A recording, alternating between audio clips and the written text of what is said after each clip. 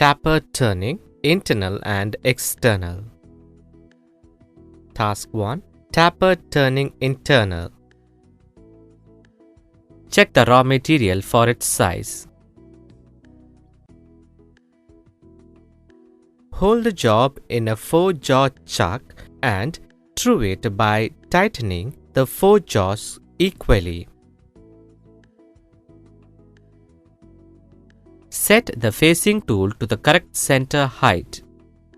Select and set the correct spindle speed for facing. Face one side first. Turn the outer diameter for the maximum possible length. Set the tailstock to the convenient position for drilling. Lock the tailstock in lathe bedways. Select the required size of drills including the pilot drill. Select the spindle speed for drilling. Set the center drill in the tailstock and make a center drill. Set the 6 mm drill bit and make a drill. Always use the coolant while drilling. Change and set 10 mm drill bit and make drill. Change and set 14 mm drill bit and make drill.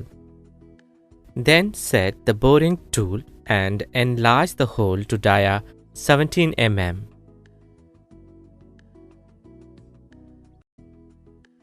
Set the compound rest attachment for an inside taper turning at a degree of 6.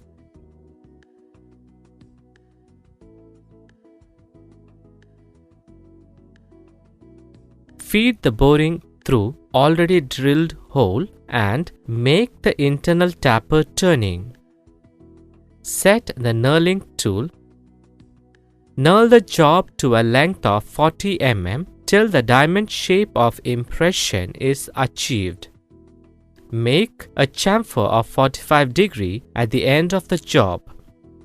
Set the parting tool to center height and cut off to a length of 40 mm.